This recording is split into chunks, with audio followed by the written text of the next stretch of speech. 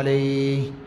ونعوذ بالله من شرور أنفسنا ومن سيئات أعمالنا من يهده الله فلا مضل له ومن يضلله فلا هادي له وأشهد أن لا إله إلا الله وحده لا شريك له وأشهد أن محمدا عبده ورسوله أما بعد فأعوذ بالله من الشيطان الرجيم بسم الله الرحمن الرحيم إنا أنزلناه في ليلة القدر وما أدراك ما ليلة القدر ليلة القدر خير من 1000 شهر تنزل الملائكة والروح فيها بإذن ربهم من كل أمر سلام هي حتى مطلع الفجر وقال رسول الله صلى الله عليه وآله وسلم من قام ليلة القدر إيمانا واحتسابا غفر له ما تقدم من ذنبه أو كما قال رسول الله صلى الله عليه وآله وسلم صدق الله العظيم وصدق رسوله النبي الكريم ونحن على ذلك لمن الشاهدين والشاكرين والحمد لله رب العالمين. زمان انتهی قابل قدر واجب الاحترام مسلمانان نونو دی وقت کی مونږ تاسو د رمضان مبارک آخری عشرې سره تیریږو اور یقینا مبارک میاشت خپل اختتامی اچکم لمحات یا اختتامی ورځې دی هغه طرفدار روان دوا دا اور څو ورځې نه پس به ان شاء الله غټ اختر وي که زندگی و ان شاء الله الله رب العزت دی رمضان مبارک کې ډیر زیات انعامات او احسانات سره اګه پښمنه خړل دي ثواب دی که افطاری کول دي ثواب دی که تراویح کوم ثواب دی که ختم قرآن کوم ثواب دی که نوافل کوم ثواب دی ټول ثواب دی خودی کې یو شپه مونږ تاسو سره کړی چې هغه ته ليله القدر ویلې کیږي اور تاسو د شب قدر د اهمیت اور د دې فضیلت اندازه د دین ولګوي چې الله رب العزت پورا یو سورت د دې شپې په نوم باندې نازل کو چې هغه ته ویل کېږي سورۃ القدر اور الله پاک پورا دنیا انسانیت ته تا د څه پته چې ليله القدر عظمت څه دی بڑی څه ده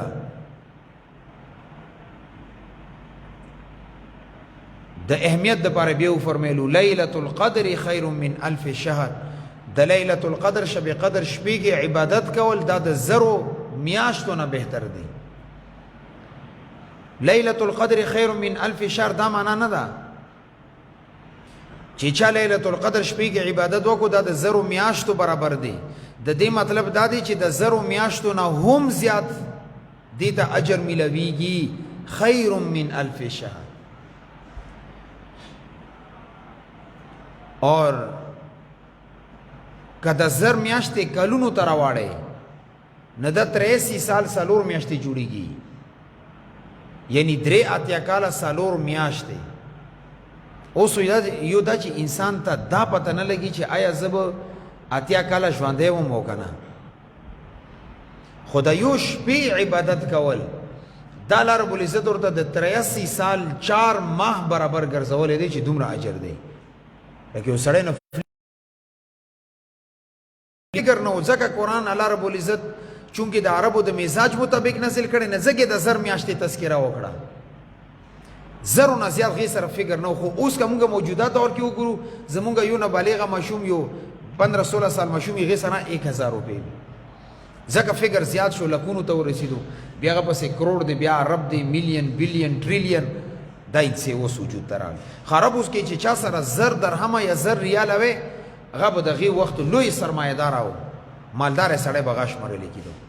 نه چونکه عربو سره غټ فکر 1000 وزګه 1000 ذکر کړی دی د دې مطلب دا نه دی چې بس صرف د 1000 میاشتو برابر د دې نه زیات ونی نه دینه زیات اجر الله رب العزت ورکړي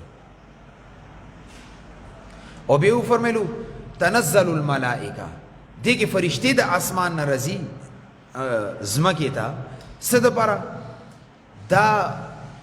حضرت ابوبکر وراق رحمت الله علیه لیکلي دي چې دا فرشتې الله رب العزت ځکه ځمکې ته رالیږي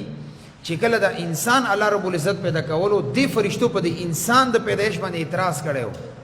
چې دا انسان ولې پیدا کوي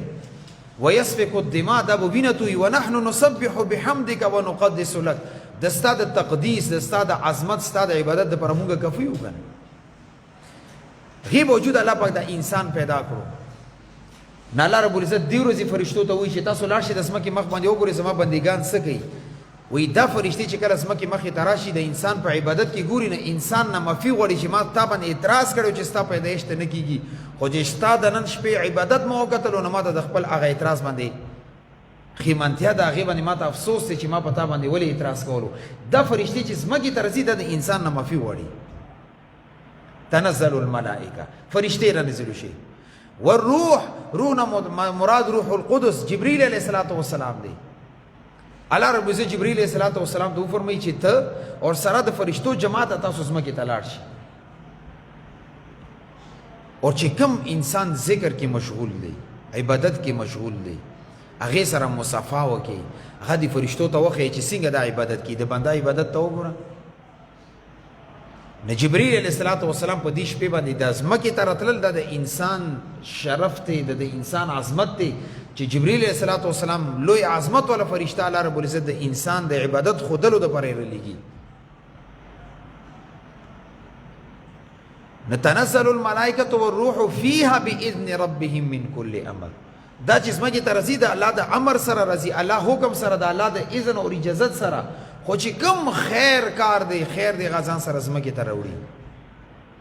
سلام دا ټوله شپه سلامتیا ده هي حتی مطلع الفجر چې څومره پورې صبح صادق نه وي شوی دی ځکه وفرمیلو چې هي حتی مطلع الفجر چې د دې شپې یوه خاص حصه نه یو خاص ساعت نه یو خاص لمحه نه یو خاص وقت نه بلکې چې دا شپه شروع شي الله رب العزت د فرشتې راولیږي رحمتونه اور خیر سلامتیان ځمکې ته راځي تر څومره پورې چې صبح صادق نه وي شوی یعنی دا غونډه شپه د خیر او برکتونو نه لب لب ډکه ده دې کې یو ساعت یو لمحه د خیر او برکتونو نه خالي نه ده دومره لوی عظمت ولا شپه الله رب العزت موږ تاسو ته راکړي او بیا لیلة القدر ورته ولې ویل کېږي دوه قوله دي قدر یو معنا ده عظمت شرافت نه بعض علماء لیکلي چې دې ته لیلة القدر ځکه ویل کېږي که یو انسان ټول عمر ګناهونه کړي دي خو د دې شپې عبادت موکا ورته الله رب العزت نصیب کړه نه د یو شپې عبادت وجې نه الله رب العزت د ګناهګارو د فهرست نه راوچت کي بخښنه ورته وکړي مغفرت ورته نصیب کړي جنت کې ولیکي جنت ولې جوړ کړي نه एकदम ګناهونو مقام نه راوچت کړي لوی عظمت اور قدر ولا مقام ته ورسي ځکه ورته لیلة القدر ویلې کېږي یو معنی دا ده دویمه معنی دا چې لیلة القدر کې د قدر نه مراد تقدیر دی انسان چې کم الله رب العزت قسمت کې تقدیر کې لیکلي دی غا مراد دی بیا به څه معنی وي نبی موږ چې کله قرآن کې وکتلو دلته قرالو چې ان انزلناه فی لیلة القدر اور دلته بل ځای کې قرآن کې غلی فی لیلة مبارکة نه چې کوم فی لیلة مبارکة سورې دخان کې راغلی غنه علما وایي چې مراد 15 شعبان دی چې هغې تعبیر مونږ شب برات او پنځلسي سره کوو نه آیا تقدیر دې کې لیکلی کېږي که هغې کې تقدیر لیکلی کېږي نه لږ په مسله باندې ځان پوهېږي انسان چې کله پیداویږي الله رب العزت ته د فرشتې لاړې شي ورته وایي چې یا الله د انسان عمر څومره ولیکم الله رب العزت ورته حکم وکړي چې دومره ولیکې رزق یې څومره ولیکم رزق ورته ولیکي پیدا کېږي به کله دې تاریخ باندې فوت کېږي به کله په دې تاریخ باندې سعیدي ولیکم که شقی ولیکم نیکبختي ولیکم که بدبختي ولیکم دا فرشتې هغه وخت کې تقدیر لیکي خو یو د دې انسان هغه تقدیر دی چې کوم په لوح محفوظ باندې لیکل شوی دی نفی لیلة مبارکة چې کوم 15 تاریخ باندې تقدیر لیکل کېږي دا مطلب دی چې کوم اجمالی تقدیر دی هغه الله رب عزت فرشتو ته حواله کی چې دې کال کې د انسان سره به غټ غټ دا کارونه کیږي اور ان انزلناه فی لیلۃ القدر، په د لیلۃ القدر شب قدر شپې کې الله رب العزت د هغه تقدیر تفصیل ورته حواله کی چې په فلانکی ورځ باندې به دا اول غنټه کې دا کار کی، دویمه غنټه کې به دا کار کی، پهله منټ کې به دا کار کی، دویم منټ کې به دا کار کی. فرشتو ته د غون کال د یو رمضان نه بل رمضان مبارک پورې تفصیل ورته حواله کی. نه اجمال تفصیل دی ته ویلي. دین لږ آسان مثال باندې ځان پوهیږي. سکول مثال باندې سکول کې چې کله اگزام کیږي نو یو ټایم ټیبل ورته ورکی چې فلانکی تقریبا باندې به انګلیش پیپر وي،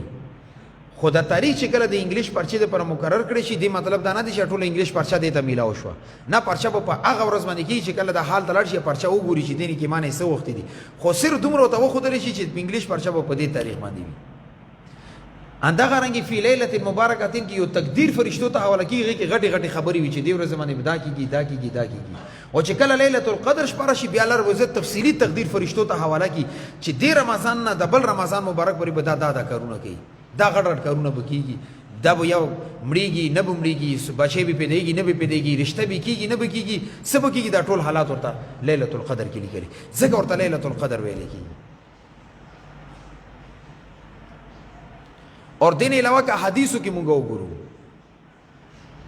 هغه کې هم ډیر فضیلت لیلۃ القدر شپه راغله دي. یو حدیث کې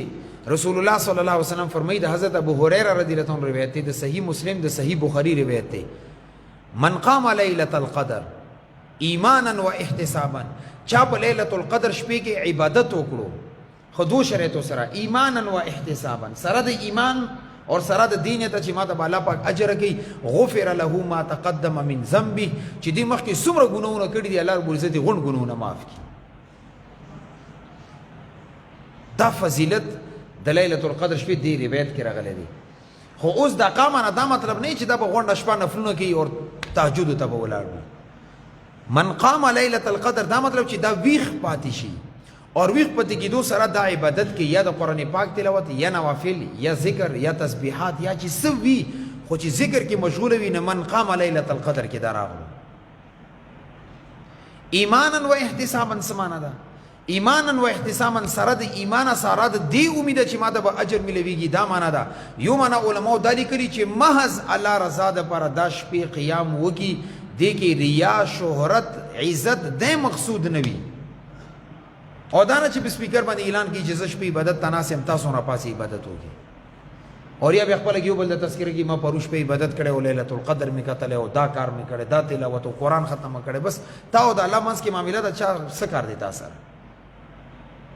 نو یو معنی دا ده چې محض الله رضا دپاره غونډه شپه عبادت وکړي، ریا، شهرت، عزت، دولت دی مقصود نه وي. اور علامه خطابی رحمت الله علیه لیکلی دي چې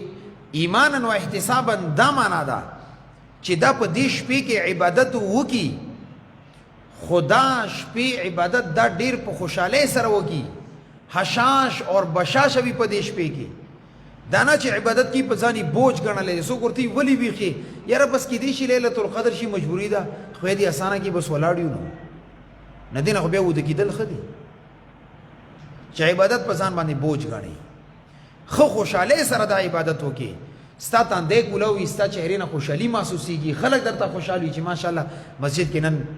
اجي صاحب اور حافظ صاحب اور نوجوان عبادت په نیت باندې وتلی دي. نه ایمانا و احتسابا دا معنا ده چې ښې جذبې سره ښه خوشحالۍ سره به دا عبادت کې بیا به درته اجر میلویږي. بیا ورمې واده څه وشوه؟ غفر له ما تقدم من ذنبه، چې دې نه مخکې څومره ګناهونه کړي دي دا غوڼ ګناهونه الله رب العزت معاف کړي. خو انسان عملنامه کې دوه قسمه ګناهونه دي، یو هغه ګناهونه دي چې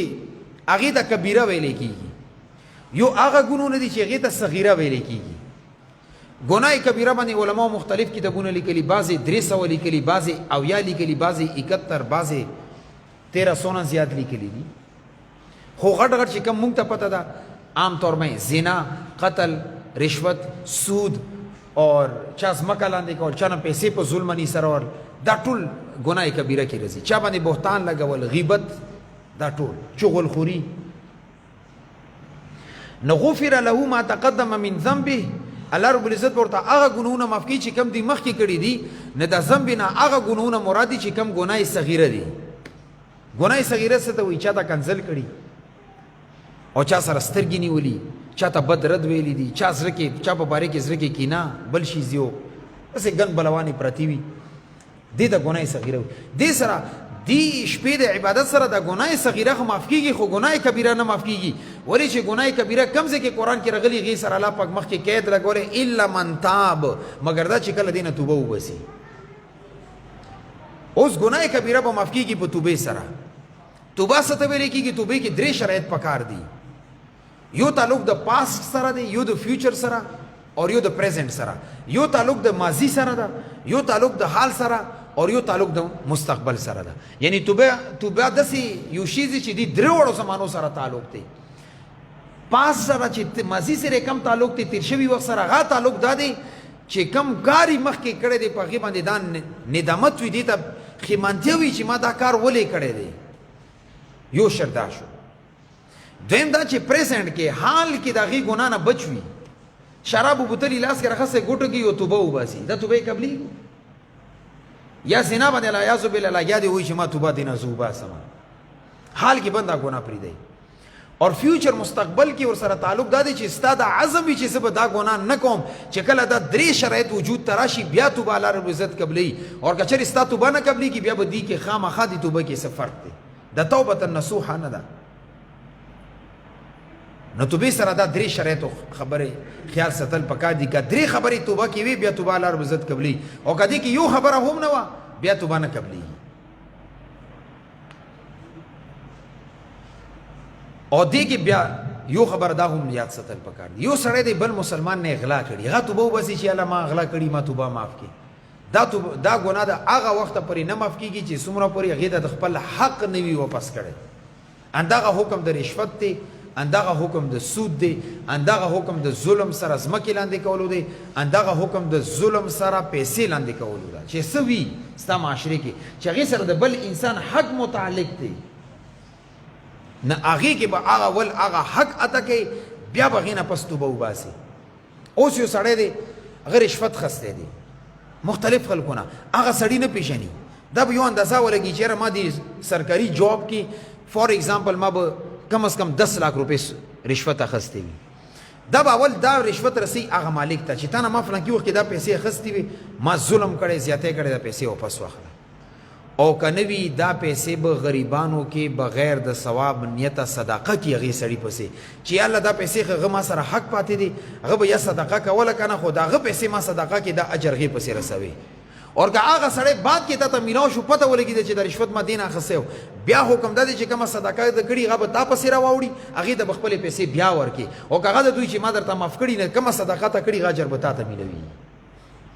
په دې خبره باندې پوه شوئ خو چې څومره پورې پردی حق ته واپس کړی نه وي صرف په توبه سره شپه ورځې جړېدلو سره هغه ګناه نه معاف کېږي که کافر نه د یو شي سر کړی دی امام محمد رحمت الله علیه لیکلي چې کافر پسې صدقه نشو کولی اوس پسې وګو کافر پیژنونه امام محمد رحمت الله علیه لیکلي چې بیا هغه پسې صدقه وکړه انشاءالله الله ذات نه امید دی چې قیامت کې به د مؤاخذه نه کېږي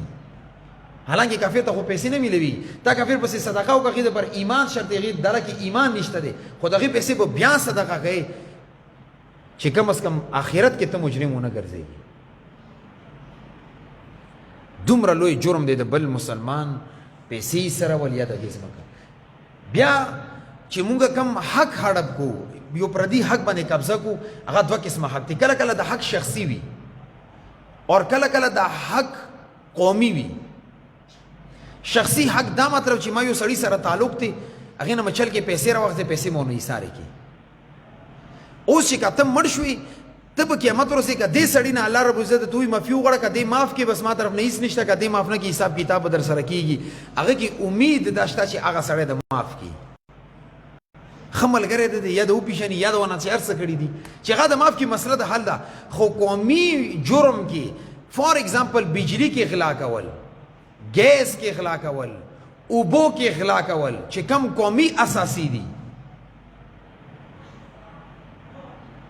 دا ټولو ته د قومي مجرمي د 22 کروڑ پاکستان عوام ټیکسز قومي خزانې ته ځي هلته نه دا لګي دې 22 کروڑ قوم ته به بیا جواب ورکوي دې ته ویلی کېږي قومي حق تلفي چې قومي حق ته لوټ کړی وي بعضی وخت کې جماعتي حق وي یو سړی د یو جماعت تنظیم مشر دی ناظم مالیات پیسې ورته رغلي غي هړپ کړي دي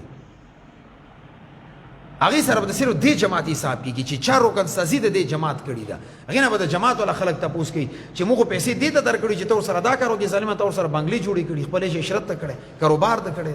کور ته جوړ کړي غب دې قوم او د خپل دې جماعت ته جواب دی وي دیو چې نه غلا خو کوي ما حرام ده حرام حرام حرام بیا چې غلا کوي بیا لګ دې ته ګوره چې دا شخصي جرم ده قوم کا قومي جرم دی او کا جماعتي جرم دی کم سړی چې قبر نه عذاب قبر نه یریږي د الله د حاضرۍ نه یریږي هغه دا کار نه کوي دا هغه سړی کوي چې په غسر باندې کاڼې کېښودلي وي نو دې اعتبار سره به تاسو د دې خبرې خیال ساتئ چې دې کم لیلة القدر شپه ده دې کې هغه ګناهونه معاف کېږي چې کم صغیره وي کبیره دپاره به توبه وباسي او بل روایت کې راغلی دي رسول الله صلی الله علیه وسلم فرمایي چې جبرئیل علیه السلام په لیلة القدر شپې کې راځي سره د فرشتو جماعتونو ډلې ډلې راځي ځمکې ته او جبرئیل علیه السلام دې فرشتو ته وایي چې کم سړی عبادت کې مشغول دی یا ذکر کې مشغول دی تاسو هغې سره مصافحه وکړئ مصافحه کې علماو دوه خبرې لیکلي دي چې هغه مصافحې نه دا مراد دی چې کله وګوري چې مسلمان په عبادت میں د فرشتې لاسونه اوچت کړي دعا ورته وکړي چې الله تی کامیاب کړي ستا عبادت ته گئی خوشحالیان نصیب کړي او څه خیال مې د فرشتې دعاګر چې فرشته کومه دعا وکړي هغه الله رب عزت رد کوي پاک مخلوق دی معصوم دویم علماو دا لیکلي دي چې نه فرشتې باقاعده د مسلمان سره لاس میلوي خو چونکې فرشتې نوراني مخلوق دی هغه نور انسان ته محسوسیږي نه باقاعده دې سره لاس میلوي چې مبارک ته وي چې ته شپې باندې ته عبادت ته نه ولاړې عبادت کوي او بیا علماو لیکلي چې بعضې اهل کشف چې کم د الله سره ډېر لوی تعلق وي هغه فرشتې هم بعضې ټایم کې الله پاک ورته وښیي بعضې وخت کې قبر کې دننه ورته وښیي چې دې ته عذاب دی که دا جنتي دی ډېر لوی مرتبې والا خلک وي لکه زموږ اکابر علماء دیوان کې مولانا احمد علی لاهوري رحمت الله علیه په باره کې دا مشهور چې هغه صاحب کشف و چا ورته شیزونه راوړو نو پته ورته لګي چې دا حرام دی ورته دا شیزونه ونه لري که دا بخیر راکړه نغو ته دا پته لګي چې اوس فرشتې راغلي دي او مصافحه ده کوي او چې موږ تاسو غوندې خدای دا اسانه کې شنه غون کال کې یو روژې کې عبادت کوه غون کال کې یو 2 رکعته نفل کوه غون کال کې یو ختم قرآن کوه بس دا د الله کرم دی خو لکه دا ډېر سوال خبره ده هغې ته دا شیزونه نه ښودلېږي دا بعضې خلک وایي موږ شپې ناست یو لیلة القدر کې به یو پړک وګورو دعا به وکړو هغه رڼا الله پاک هر چاته نه ښیي هغه کې دا خطره دی چې د مسلمان زړه چود نه شي اړه ټیک ورته ونه شي هغه داسې حالت هغه انسان برداشت کوی نه شي الله رب العزت دا حالات هغه چاته ښیي چې هغه زړه کې دومره تحمل وي چې برداشت یې کړي اټم بم ما اوس تا لاس کې ولې نه دی آرمي ته ولې ورکړی آرمي کې تحمل شته دی هغې په دې پوهېږي چې دی اوس موږ دی اوس یې بس دا د ډزولو ټایم دی اوس یې خلاصول پکار دي او که موږ تېره کوو کېدای شي د خپل تره زمانو خلاف یې ولې استعمال کړو چې دا ما مخالف دی ځکه موږ لاس کې الله رب العزت دا شیزونه رګوي نه هغې دپاره چې کوم ایماني تحمل پکار دی کوم الله سره تعلق پکار دی چې هغه تعلق پیدا شي بیا الله رب العزت لیلة القدر کشف ورباندې وکړي رڼا ورته وښیي عبادات ورته وښیي مخلوقات ورته وښیي چې دې وخت کې ټول مخلوق الله پاک ته سر به سجود دی هر چاته نه ښودلېږي دیو چې نه که ته شپې په دې نیت باندې کینې چې زه دا رڼا وګورم ما ته رڼا وښودلی شي بس هسې څه کوي که الله پاک در باندې کرم وکړو خو نور هغې دپاره هغه ایماني قوت پکار دی هغه ایماني قوت الله دې اسانه کړي نو موږ دا 2002 دا 2021 پورې دا مدرسې دا منډې درړې ځانونه مړه کړو موږ یې هغه تحمل نشته تاسو کې بس خو یې اسانه کړي نو او بل یو روایت کې راغلي چې کم سړی سحر مونځ جمع سره وکړي ماسخوتن مونځ جمع سره وکړي دې ته هم د لیلة القدر اجر میلویږي د پوره شپې عبادت ولې هلته روایت کې راغلي چا د سحر مونځ جمع سره وکړو د ماسخوتن مونځ جمع سره کړی یو مونځ کولو سره نیمې شپې عبادت دی او چې دواړه وکړي د پوره شپې عبادت دی دې کې هېڅ شک نشته چې چا لیلة القدر شپې باندې د ماسخوتن مونځ وکړو سحر مونځ وکړو هغه ته د لیلة القدر شپې عبادت میلویږي خو یو سړی غونډه شپه عبادت کوي هغې پسې خو ته نشي رسېدی که نه دیو جنا دی کې مشقت کې عبادت ته به ودرېږي الله نه به غواړي چې الله زما وس کې دا عبادت یې تیره نه قبول کړي او بیا دا ضروري نه ده چې ته ماسخوتن مونځ نه پس ویښ وي تر سهار اذانه پورې ګنټه د عبادت کولو شو نیمه ګنټه 15 منټ 20 منټ څومره ستا استعداد او ټیلنټ او هغه قوت دې هغه ولګوه ځان ته ښه تورې چای مضبوطې کېده چې خوب د ترځي تورې چای اسکه اور که نه وي ګرځه داسې قرآن پاک لاس کې راوغله په ګرځه تلاوت کوه دا جایز دی خو څه طریقې سره د خپل خوب دفع کا، نه اودس وکړه، نه وي غسل وکړه، خو چې خوب درنه لاړ شي. هغې دپاره علما کرامو یو اسانه طریقه لیکلې ده چې هر رمضان مبارک کې شپې کې 10 روپۍ صدقه کوه. 100 روپۍ صدقه، 10 روپۍ، دا به میاشتې تقریبا 300 روپۍ جوړېږي. او که چېرې دا ته 10 روپۍ شب قدر کې راغلی نه، دا به شي 10 ضرب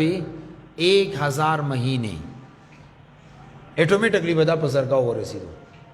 هر شپې کم از کم 2 رکعته نفل کو، 2 رکعته تهجد کوه چې الله په دین دې کوم کې دی شي شب قدر وي. اخري 10 شپو خبره نه کوم، دا ټول رمضان مبارک خبره کوم. که هغه 2 رکعته د شب قدر لیلة القدر کې رالو نو 2 رکعته ضرب 1000 مهینې، دا پیکیج درته میلاو شو. انداسې روزانه یو سپاره تلاوت شپې کوه، لږ شان چا سره ښېګړه کوه، لږ شان دوت چلوه، چې کم نیک عمل دی هغه کې حصہ اخلا. او که دا لیلة القدر ته سیټ شو بس بیڑا پار ہو گیا. او تاسو ته پته شته چې د لیلة القدر د سورة القدر د سورت ولې نازل شوی دی؟ دې متعلق 3 روایتونه. یو روایت کې دا راغلي چې رسول الله صلی الله علیه وسلم د بني اسرائیلو یوه واقعه د صحابه کرامو مخې ته بیان کا چې بني اسرائیلو کې یو بزرګو 80 کاله عبادت کړی. وایي صحابه کرامو خپله کې دا ووایي چې دا خو ډېر موږ ته دا موقع څنګه برابرېږي، کیدای شي موږ 80 کاله عمر موږ ته میلاو نه شي. وایي الله رب عزت د سورة القدر انا انزلناه فی لیلة القدر دا نازل کو چې که چا په دې شپې کې عبادت وکړو دا د 80 کالو اجر برابر دی. او بل روایت کې راغلی دی چې رسول الله صلی الله علیه وسلم ته د مخکې بزرگانو واقعات بیان شو چې فلانکه پیغمبرو 1000 سال عمر او غي عبادت کړي، 900 کال عبادت او غو عبادت کړي، 1500 کال عبادت او غو عبادت کړي. و رسول الله صلی الله علیه وسلم زړه کې یو قسم ته خفګان پیدا شو چې زما او زما امت عمر خدا شپیتا او یا کاله دی، دی وسنګ دومره ډیر عبادت کوي. وی الله رب العزت فورا جبرئیل علیه الصلاه والسلام ورولي غلو ان انزلناه فی لیلة القدر وما ادراک ما لیلة القدر لیلة القدر خیر من الف شهر. د رسول الله صلی الله علیه وسلم اطمینان د پرې دا صورت نازل کو چې ته په لیلة القدر کې عبادت وکړه، هغه چې چا زر کال عبادت کړي هغه پسې به ته ورسېږي. او بیا چې هر کال چاته لیلة القدر میلویږي منصیبیږي ورته څومره خوش نصیبه دی.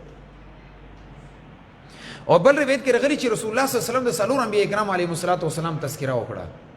حضرت ایوب علیه السلام، حضرت زکریا علیه السلام، حضرت حزقیل علیه السلام اور حضرت یوشع بن نون علیه السلام. او دې څلور انبیاء کرام علیهم السلام واقعا صحابه کرامو ته بیان کا چې دی هر پیغمبر 80 کال عمر وو، 80 کال عمر کې 80 کال د الله عبادت کړي دي، 80 کالو کې د سترګې د رب برابر هم د الله نافرمانی نه ده کړي. ورسول الله صلی الله علیه وسلم دا صحابه کرامو ته بیان کو، صحابه کرامو زړه کې یو قسم د تمنا پیدا شو چې الله دا ډیر خوش قسمت خلکو، خو موږ خو دې خلکو پسې نه شروع سیده چې 80 کال عبادت وکړي کې یو رب برابر ګناه هم نه کې د سترګې رب برابر، دا خو ډیره ګرانه ده. الله رب عزت دا صورت نازل کو چې تاسو لیلة القدر شپې کې عبادت وکړي، تاسو به د هغه انبیاء کرام علیهم السلام د عبادت اعتبار سره تاسو برابرې دي شي. اوس درته دروازه کولاو ده، سانس ہے تو چانس ہے. تیر کال ډیر د خلکو موږ سره د صفونو کې موجودو، د کال د صفونو کې نشته، دا پته هم نه لګي آینده کال به د صفونو کې سو. او د تعالی پاک مقدر کړي 23 انوشه ده باقی کمی پاتې دیږي کې عبادت تکینه، خپل عبادت وکړه، خپل عبادت باقی کمی شپې پاتې دي هغه کې عبادت وکړه. الله نو وړه چې الله بس مانه کوم کو ته شي غفلت شوی دی. خو موږ د نوجوان لډو تاش کیرم بورڈ ټول ٹی وی کرکٹ میچ فلم ډراما ارتغرل ډراما یې ثواب دی، چا ویلی ثواب دی؟ او چې ثواب په نیت ګوري سخت ګناګاری کفر خطر ده. ساز اوریدل د ثواب په نیت باندې څه خیال مده زندگیانی متابع او بربادي کې لغویاتو کې فضولیاتو کې دا در سره مقدر ده. سورې پاتې دي الله باندې خپل بخشش فیصله وکي، هیڅ پته نه لګي. بل رمضان ته تاسو کې کېدی شي داسې ډېر ځوانان وي، باباګان وي، مشران کشران، هیڅوک نه مونږه پته نه لګي وو کنه وو. اوس سره موقع ده کم ورځې پاتې دي، سنت کفایي اعتکاف نه پاتې نفلی اعتکاف تا کېنه، رضا شپې عبادت کو، سهار کور ته ځه خپل آرام کوه. نه ان شاء الله چې د باقی کوم ورځې پاتې دي دا به भरपूर عبادت کې تروم کنه ان شاء الله ټول شپه به عبادت کو کنه به کوم ان شاء الله الله نه به د خپل مغفرت د امت مسلمه مغفرت د کم ګناونه کړي په غیبه توبه استغفار ان شاء الله دا ټول اعمال وکړو ټیک شو کنه ان شاء الله سبحان الله وبحمده سبحان الله العظیم سبحانك اللهم وبحمدك ونشهد ان لا اله الا الله ونستغفرك ونتوب اليك امين. البته یو خبره مختصره